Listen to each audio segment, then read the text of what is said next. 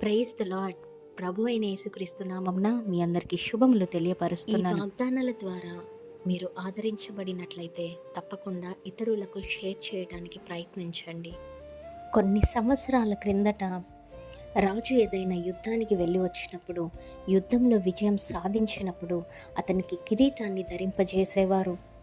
యుద్ధంలో గెలిచారు, విజయాన్ని సాధించారు అనేసి. అయితే భౌతికమైన కిరీటాలు కొన్ని సంవత్సరాలు మాత్రమే ఉండొచ్చు. అయితే దేవుడు అంటా ఉన్నారు, ఈ యొక్క వాగ్దానం ఏమని సెలవిస్తుంది అంటే, ఎన్నో శ్రమలు, ఎన్నో కష్టాలు మీకు రావచ్చు. అపవాది తీసుకొని వస్తుంది, మిమ్మల్ని చెరసాలలో బంధిస్తుంది, చెరసాల లాంటి కష్టాలు తీసుకొని వస్తుంది. కానీ అంతము వరకు మరి ఎవరైతే భరిస్తారో, నమ్మకంగా ఉంటారో అట్టి వారికి జీవ కిరీటాన్ని ఇస్తాననేసి దేవుడు వాగ్దానం చేస్తూ ఉన్నాడు. మరి దేవుడిచ్చే జీవ కిరీటం కొరకు ఎంతమంది ఎదురు చూస్తూ ఉన్నారు? అట్టి వారందరూ కూడా ధన్యులు.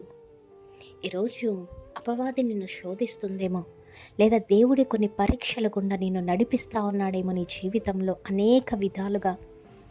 ఈరోజు నమ్మండి, దేవుని పరీక్షకు లోబడండి, అపవాదిని జయించండి.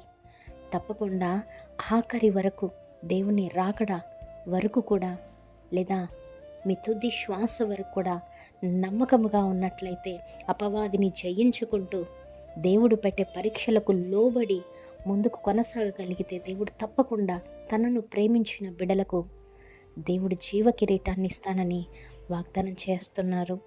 వాగ్దానం చేసిన వాడు నమ్మదగిన దేవుడు, వాగ్దానం నెరవేర్చుటకు సమర్థుడు. ఆమేన్. Praise the Lord. Have a great day.